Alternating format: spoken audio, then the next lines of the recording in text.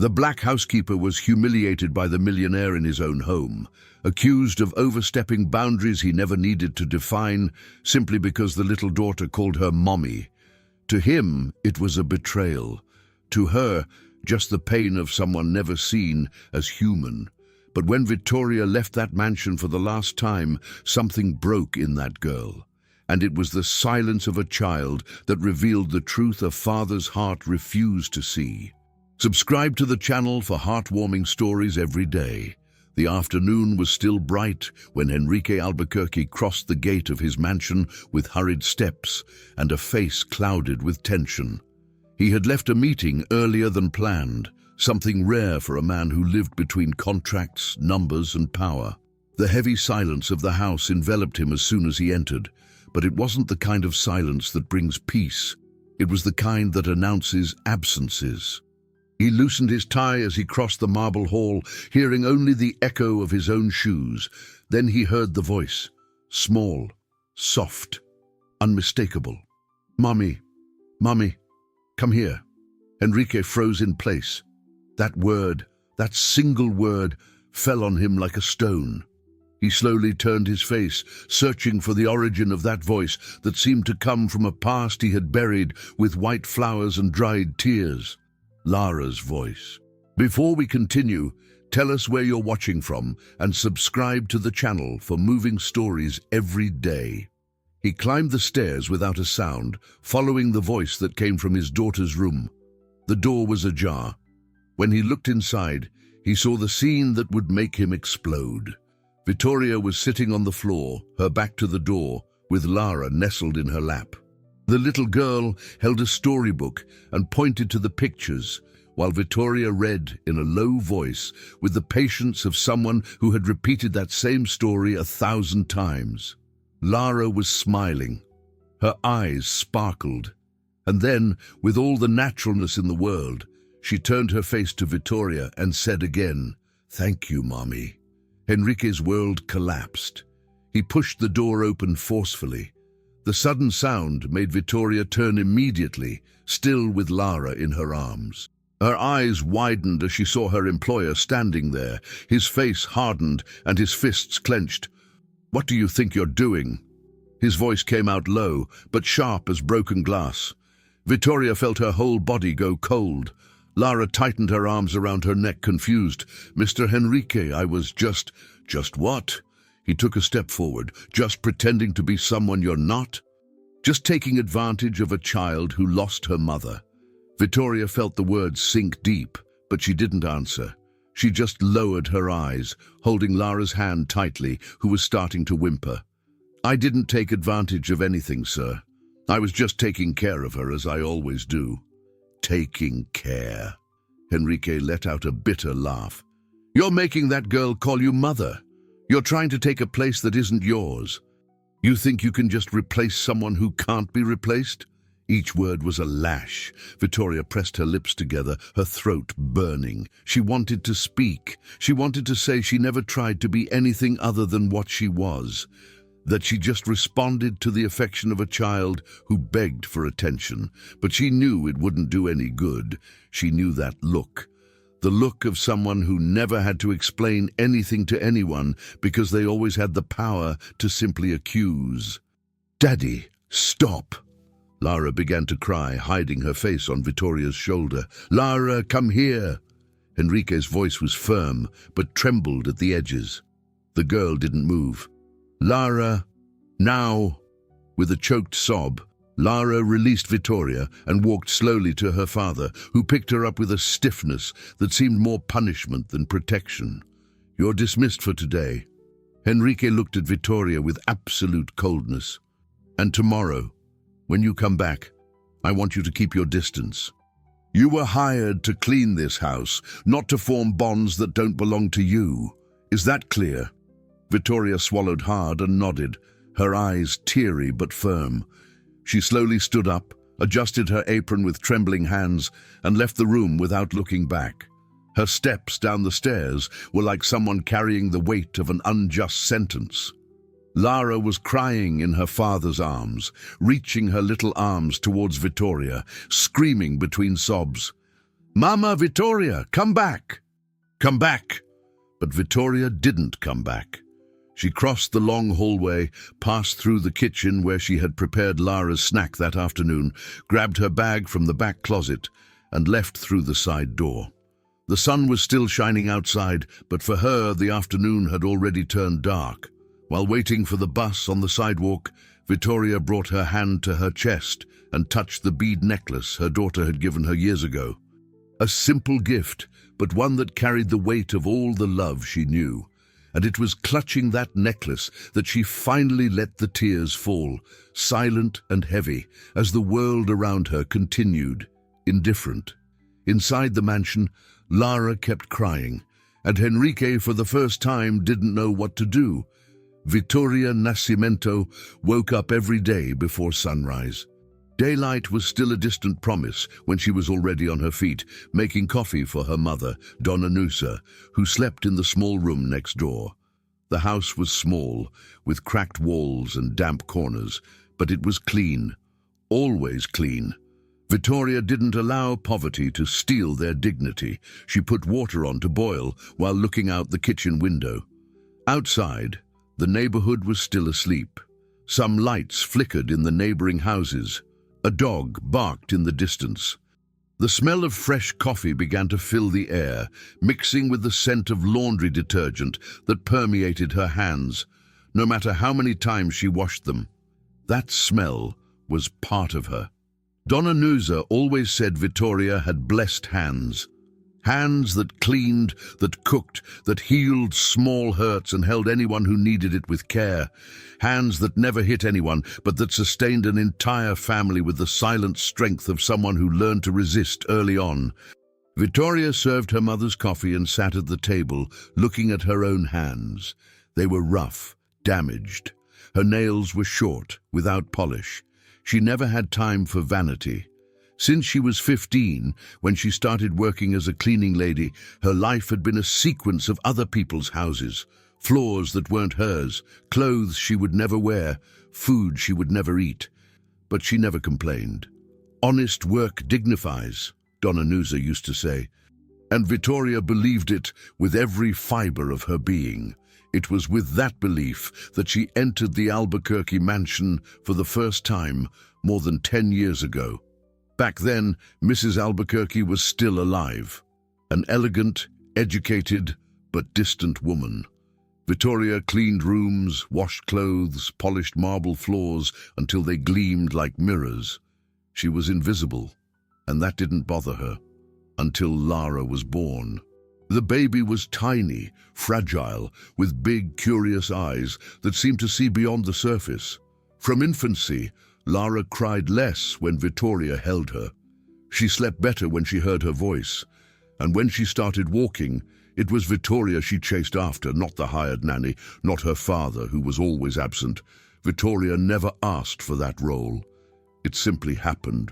She remembered the day Mrs. Albuquerque fell ill. The whole house fell into a heavy silence, as if the walls themselves felt the pain. Enrique became more withdrawn, Lara quieter, and Vittoria, without anyone asking, began to fill the empty spaces. She tidied Lara's room with extra care.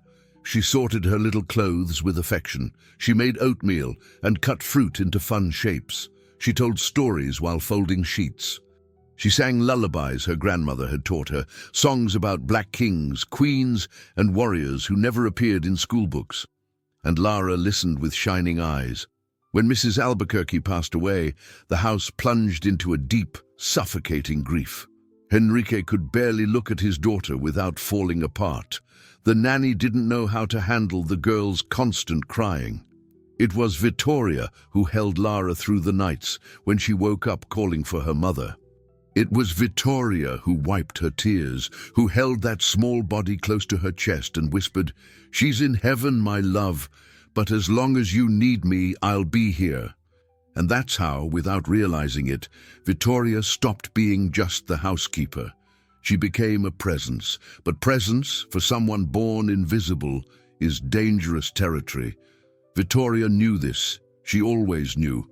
That's why she never demanded recognition, never asked for a raise, never complained about the unpaid overtime. She just did what she thought was right, because that's how her mother had raised her, with honor, with heart. Now, as she took the last sip of coffee on that cold morning, Vittoria felt the sting of yesterday afternoon's humiliation. Enrique's words still echoed in her mind, sharp and unjust. "You're trying to take a place that isn't yours." She closed her eyes and took a deep breath. Donna Noza entered the kitchen, shuffling in her worn slippers, and looked at her daughter with the quiet wisdom of someone who had lived a long time. "Are you going back today?" Vittoria nodded, speechless. "He humiliated you, daughter." "I know, Mom." "Then why go back?" Vittoria looked at her mother, and for the first time that morning, her eyes shone with something beyond pain. "Because Lara needs me." And it was true. Vittoria knew her place in that house was precarious. She knew she could be discarded at any moment, like so many other women like her, who carried entire families on their backs and were still treated as replaceable parts. But she also knew that Lara wasn't to blame, that this little girl, orphaned and emotionally abandoned by her father, needed someone to see her, to love her, to be there. And Vittoria couldn't turn her back on that. She finished cleaning the kitchen, kissed her mother's forehead, and left to catch the bus. The sky was beginning to lighten. The city was waking up slowly, and Vittoria went on, as she always had, carrying on her shoulders the weight of a life that was never easy, but which she faced with the dignity of someone who knows that a person's true value isn't in what they have, but in who they are. When the bus stopped in front of the Albuquerque mansion, Vittoria got off with a heavy heart. She took a deep breath, adjusted her bag on her shoulder, and walked to the back door. She had no idea that that day, the silence of a child would begin to change everything. The Albuquerque mansion was too big to house just two people. Wide corridors, rooms that were never used, living rooms decorated with expensive furniture no one touched. It was a house made to impress, not to live in. And within that cold, silent space, Vittoria had always been just another part of the structure. Useful, invisible, replaceable, or so they thought. When Vittoria entered through the back door that morning, she found Helena, the cook, preparing breakfast. Helena was a middle-aged woman, plump, with small eyes and a smile that rarely reached her face. She had worked in the house for almost 15 years and had a strange relationship with Vittoria, not exactly hostile, but not warm either. There was a silent tension there, that kind of veiled competition that happens between women who occupy fragile places and know that any mistake could mean the street. "Good morning," Vittoria said, putting her bag in the closet. Helena just nodded, her eyes fixed on the skillet. "Has the boss come down yet?" "Not yet." Helena turned her head with an expression Vittoria couldn't decipher. But the little one cried all night, didn't want to eat, didn't want to sleep. The new nanny stayed late trying to calm her. Vittoria's chest tightened. "Is she okay now?" Helena shrugged. "I don't know. I'm not the one taking care of her." The coldness of the response cut Vittoria like a thin blade. She knew Helena had never liked Lara. To her, the girl was just more work, more dishes to wash, more mess to clean.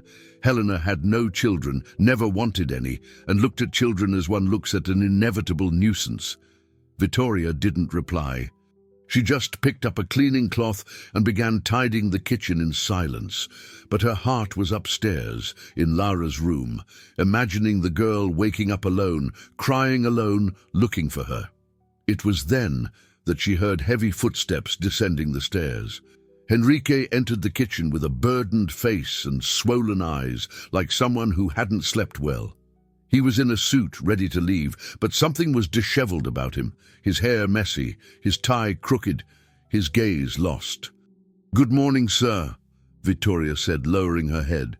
Enrique looked at her as if it took him a moment to recognize her.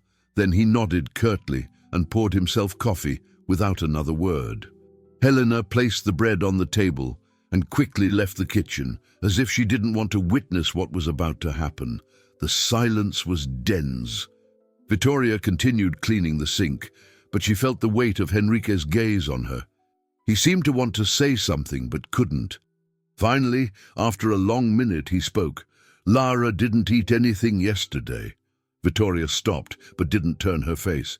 The nanny tried everything, but she refused. She kept crying until she fell asleep.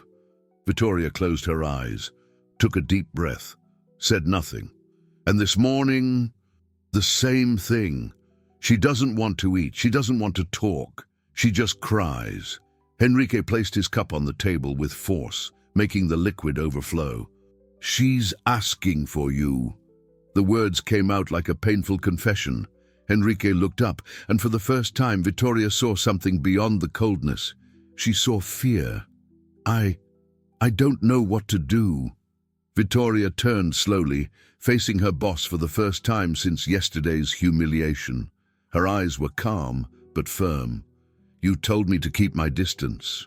Henrique averted his gaze. "I know. You said I was overstepping." "I know." His voice was lower now, almost a whisper. Vittoria crossed her arms, but there was no defiance in her posture, just a quiet dignity that Henrique didn't know how to face. "So what do you want from me now?" Henrique clenched his fists. He wasn't used to asking. He never had to. His whole life had been built on orders, control, power. But there, in that kitchen, in front of a woman he had humiliated the day before, he felt utterly lost.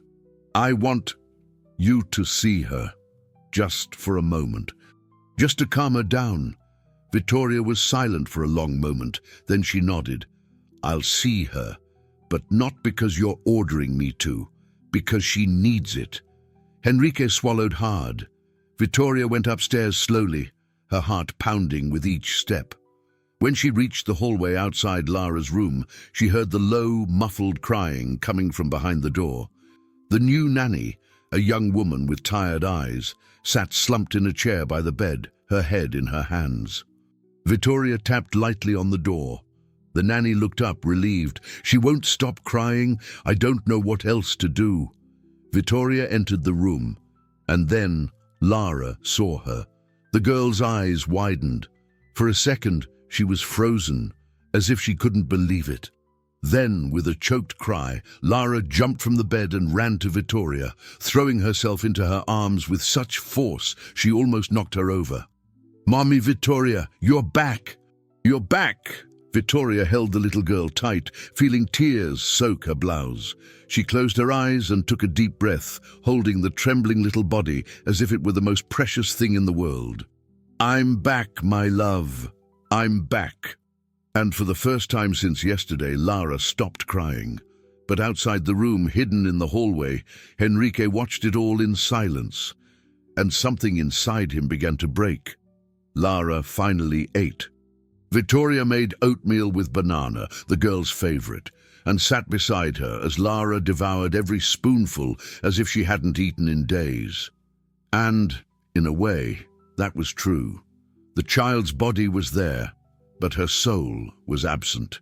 It only returned when Vittoria returned. Henrique watched from the doorway, arms crossed, his face tense. He didn't enter the room. He just watched. And the more he watched, the more he felt something growing inside him. It wasn't gratitude. It was something more confusing, something he couldn't name. Fear, perhaps. Fear of realizing his daughter loved someone else more than him. When Lara finished eating, Vittoria wiped her little face with a damp cloth and gently brushed her hair. The girl was smiling now, holding Vittoria's hand as if afraid she would disappear again. "You're staying today, right, Mommy Vittoria?" Vittoria looked at Henrique, who was still standing in the doorway. He said nothing. He just nodded, a silent, forced permission. "I'm staying, my love." Lara let out a relieved sigh and hugged Vittoria one more time before running off to get her toys. The nanny, who had been quiet the whole time, stood up and left the room without a word. There was something resentful in her steps. Vittoria started tidying the bed, and that's when she heard Henrique's voice, low and controlled. "We need to talk." She stopped what she was doing but didn't turn around. "I'm listening, sir." "Not here." Enrique glanced at Lara, who was playing in the corner of the room, oblivious. "In my office, after lunch." Vittoria felt her stomach tighten, but she nodded. The rest of the morning passed slowly. Vittoria cleaned rooms, prepared lunch with Helena, and helped Lara get dressed. The girl was cheerful again, chattering about the cartoons she had watched and the strange dreams she had had the night before. Vittoria listened attentively, but her heart was heavy. She knew the conversation in the office wouldn't be good. After lunch, Enrique called her with a curt gesture. Vittoria followed him down the hall to the office, a large room with bookshelves, a solid wood desk, and the scent of old cigars. Enrique closed the door behind them and gestured to the chair in front of the desk. "Sit down." Vittoria sat on the edge of the chair, her hands clasped in her lap. Enrique stood, pacing back and forth as if trying to organize his thoughts. "I called you here because we need to clear something up." Vittoria just waited. "Lara is too attached to you." She didn't answer. "And that's not healthy." Enrique stopped pacing and looked at Vittoria. "She lost her mother. She's vulnerable. And you're filling a space that shouldn't be filled by you." Vittoria clasped her hands tighter. "I never asked to fill anything, sir, but you are." Enrique's voice rose a notch. "You're making my daughter call you Mom. You're creating an emotional dependency that isn't fair, not to her and not to you." "I didn't create anything." Vittoria raised her eyes, and there was a firmness there that Enrique hadn't expected. "Lara came to me, on her own, because she was alone. Because she needed someone. She has a father. Does she?" The question slipped out before Vittoria could stop it, and then silence fell like a bomb. Enrique turned pale. "What did you say?" Vittoria took a deep breath. She knew she had crossed a line. But something inside her, something that had been suppressed for years, finally exploded. "With all due respect, sir, but you barely look at her. You're barely home. And when you are, you're locked in here in this office, pretending the world outside doesn't exist. You have no right." "I do." Vittoria stood up, trembling but firm. "I do, because I'm the one who dries her tears when she wakes up crying in the middle of the night. I'm the one who makes the food she eats. I'm the one who listens to the stories she invents. I'm the one who's there when she needs me." Enrique clenched his fists. "You're the housekeeper." The phrase cut through the air like a blade. Vittoria felt her legs tremble, but she didn't lower her eyes. "Yes, I am, and because I'm only that, I know my place. But you, as a father, should know yours too." Enrique took a step forward, his face red with anger. "You're fired!" Vittoria felt the world crumble. "Get your things and leave. Now. Sir, now." His voice echoed off the walls. Victoria took a step back, her eyes welling up. But she didn't cry. Not there, not in front of him. She nodded, turned, and walked out of the office with what little dignity she had left. Enrique was left alone, panting, his hands trembling. He knew he'd gone too far. But pride, that silent poison, wouldn't let him back down. Victoria went down the stairs, grabbed her purse, and slipped out the back door without a backward glance. And it was only when she was on the street, alone under the grey sky, that she finally broke down. Victoria didn't go home immediately. She walked, aimlessly, without a destination. She just put one foot in front of the other, trying to process what had just happened. The streets were crowded, but she saw no one. The noise of cars, horns, voices, it all seemed distant, muffled, as if she were underwater. She stopped at a small parquet, sat on a worn wooden bench, and looked at her hands. Hands that cleaned, that cared, that provided. Hands that now had nowhere to rest. Fired. The word echoed in her mind like a funeral bell. Fired. After 10 years, after caring for that family as if they were her own, after loving that little girl as if she were her daughter. She closed her eyes and tried to take a deep breath, but the air wouldn't go down. Her chest felt tight, her throat choked, and then there, alone in that forgotten parquet, Victoria cried. She cried everything she had held back. She cried for the injustice, for the humiliation, for the love she had given, which was now treated like a crime. When she finally got home, the sun was setting. Mrs. Newser was sitting on the porch, knitting in silence. She looked up when she saw her daughter, and, without needing to ask, she knew. "He let you go." Victoria nodded, speechless. Mrs. Newser put her knitting aside and opened her arms. Victoria fell into them like a child, and the two stood there, embracing, as night fell over the neighborhood. "You did the right thing, honey. Then why does it hurt so much?"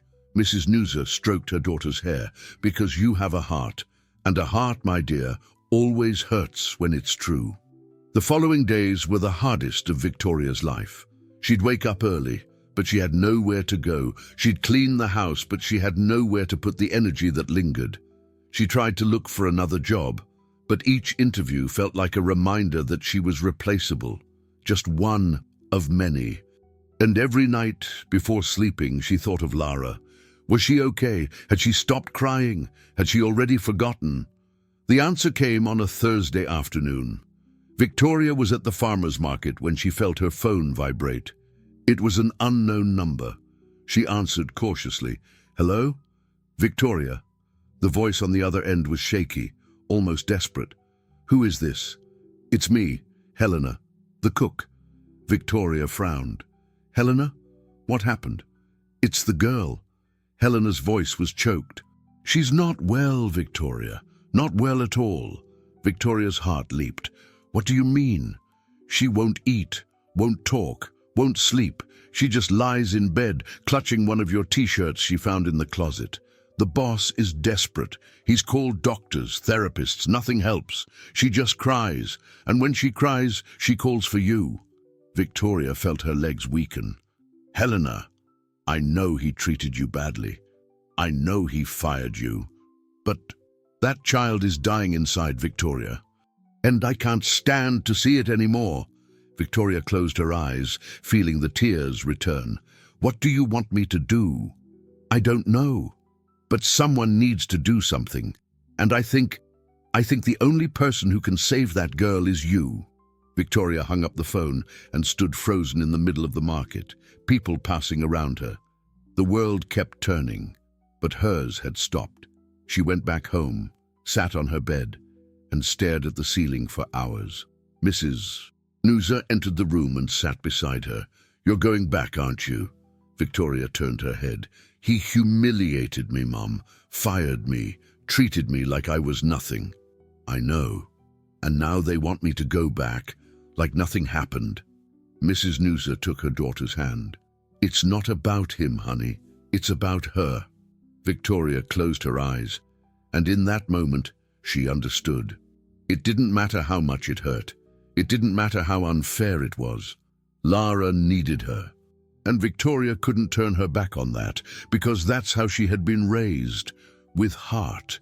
Victoria went back, not because Henrique asked, not because Helena pleaded, but because when she closed her eyes that night, all she saw was Lara's face, small and lost, calling for her. She didn't call, she didn't announce herself. She simply appeared at the back door of the mansion on a Friday morning, her bag on her shoulder and her heart aching. Helena almost dropped her pot when she saw her. "Victoria, I came to see the girl." Helena glanced back, nervous. "The boss doesn't know I called you. I didn't come for him. I came for her." And before Helena could reply, Victoria was already heading upstairs. The hallway was silent. The curtains were drawn, plunging the house into a heavy dimness.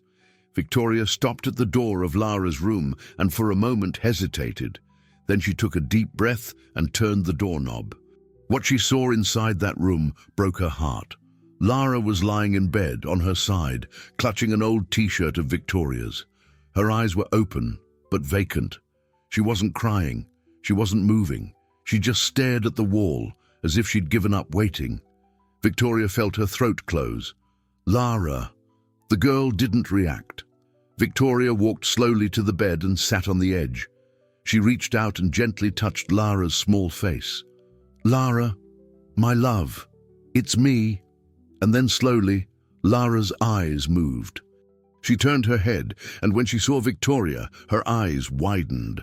For a second she was frozen as if she couldn't believe it. And then, with a muffled cry, she threw herself into Victoria's arms and sobbed uncontrollably. "Mama Victoria, you came back! You came back!" Victoria held the girl tightly, feeling her trembling body shake against her chest. She stroked Lara's hair, kissed her forehead, and whispered the words she needed to hear most. "I'm back, my love. I'm back."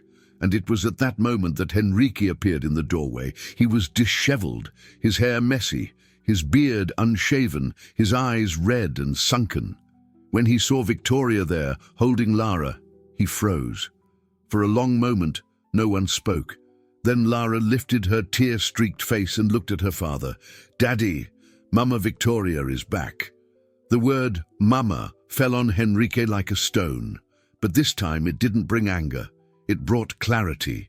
He looked at Victoria, and for the first time, he truly saw her, not as the housekeeper, not as the maid, but this was the woman who had saved his daughter when he couldn't.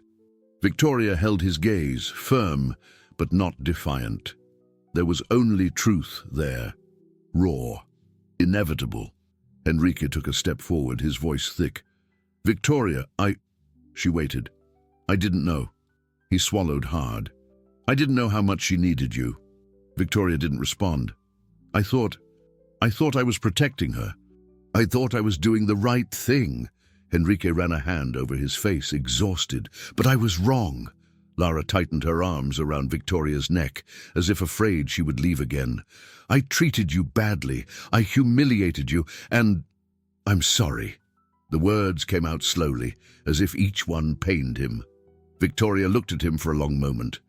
Then, finally, she spoke. "You don't need to apologize to me. You need to apologize to her." Henrique turned his face to Lara, who was looking at him with those big, scared eyes. He knelt beside the bed. "Lara, Daddy messed up. He messed up big time." His voice trembled. "I pushed Victoria away from you because I was scared." "Scared of what, Daddy?" "Scared of losing you. Scared you'd forget about me. Scared I wasn't enough." Lara let go of Victoria and moved closer to her father. "I would never forget you, Daddy." Henrique held her small hands. "I know, my love, and I promise I'll be more present. I promise I'll be the dad you deserve." Lara smiled for the first time in days. "And can Mommy Victoria stay?" Henrique looked at Victoria, and there was something new in his eyes. Respect. "If she wants to, yes." Victoria felt her heart warm. She nodded. "I'll stay." And for the first time in a long time, that house breathed hope. The days that followed were about rebuilding. Henrique, for the first time in years, started coming home earlier. He had dinner with Lara. He played with her before bed. He listened to her stories. And little by little, the girl began to smile again.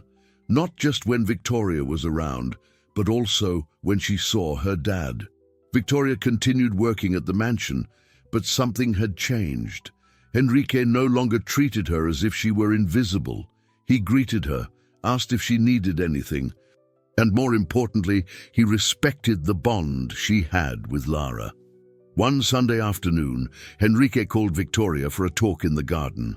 He was sitting on a stone bench, looking at the flowers beginning to bloom. "Victoria, I wanted to ask you something." She sat beside him, her hands in her lap. "I'm listening, sir." "Stop calling me, sir." He smiled, a tired but sincere smile. "Call me Henrique." Victoria hesitated. I don't know if I can." "Try." He looked at her. "Please," she nodded, still unsure. "I wanted to thank you." Henrique took a deep breath. "You saved my daughter. You did what I couldn't do." "I just gave her what she needed." "Love," Henrique finished. "You gave her love." Victoria fell silent. "And I wanted to offer you something." He pulled an envelope from his pocket and extended it to her. "It's a new contract, with a raise, with benefits, with all the rights you should have had from the beginning." Victoria looked at the envelope, surprised. "But that's not all." Henrique continued. I want you to be more than just an employee here. I want you to be part of the family." Victoria felt her eyes sting. "Sir Enrique, you don't need to answer now. Think about it. But know that for Lara, you're already family.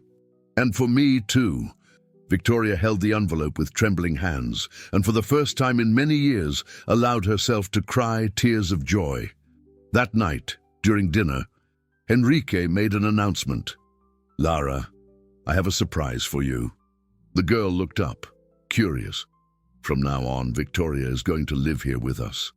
Lara's eyes widened. "Really?" "Really," Enrique smiled. "And she'll have her own room.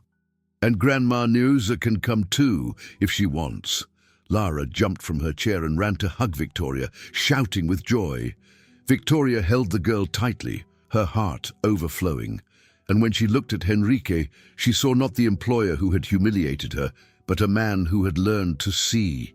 Justice, after all, hadn't come from the courts. It had come from the soul. 6 months passed. The Albuquerque mansion was no longer that cold, silent place. Now there were laughs echoing through the halls. There was music coming from the kitchen. There was life. Donna Neuza accepted the invitation and moved into the house, occupying a cozy room on the first floor. She and Helena, surprisingly, became friends. The two spent their afternoons in the kitchen, exchanging recipes and stories, while Lara played nearby. Victoria was no longer the housekeeper. She was Victoria. Simply Victoria. And Enrique, little by little, learned to be a real father. He stopped living locked away in his office. He started taking Lara to the park, reading her stories before bed, being present. And the more he interacted with Victoria, the more he noticed that woman's quiet strength, the dignity she carried, the kindness that had never been broken even in the face of injustice. One Saturday afternoon, while Lara played in the garden, Enrique and Victoria sat side by side on the stone bench. "Are you happy here?" he asked. Victoria looked at Lara, who was running barefoot across the grass, laughing. "I am. I've never thanked you enough." "You don't need to thank me." Victoria smiled. "Lara is already all the thanks I need." Enrique was silent for a moment. Then, in a low voice, he confessed, "I was afraid of you." Victoria turned her face, surprised. "Afraid? Afraid you were better than me. Afraid Lara would love you more than she loved me. And I was right. She loves you. A lot." Victoria took his hand. "But she loves you too, Enrique. And you're her dad. Nothing changes that." He squeezed her hand back. "Thank you for not giving up on us." Victoria smiled. "Thank you for letting me stay." That night, before sleep, Victoria entered Lara's room to say goodnight. The girl was lying down, hugging a new stuffed bear, her eyes shining with sleep. "Mummy Victoria." "Hi, my love. Are you going to stay forever?" Victoria sat on the edge of the bed and stroked Lara's hair. "I'll stay as long as you need me." "Then you'll stay forever." Lara smiled. Victoria kissed the girl's forehead. "Then I'll stay forever." And as Lara drifted off to sleep, Victoria stayed there looking at that serene little face and felt a peace she never imagined possible. She had spent her whole life being invisible, but now, finally, she was seen, and she didn't need gold or mansions or power to prove her worth, because true brilliance had never been in things, it had always been in the soul. And that's how that humble woman, who just wanted respect, showed that true shine isn't in gold, but in the soul. So, what did you think of this story? What lesson did it leave you with? Tell us in the comments below, and while you're at it, hit that subscribe button and ring the bell. That way you won't miss any of our stories that touch hearts every single day.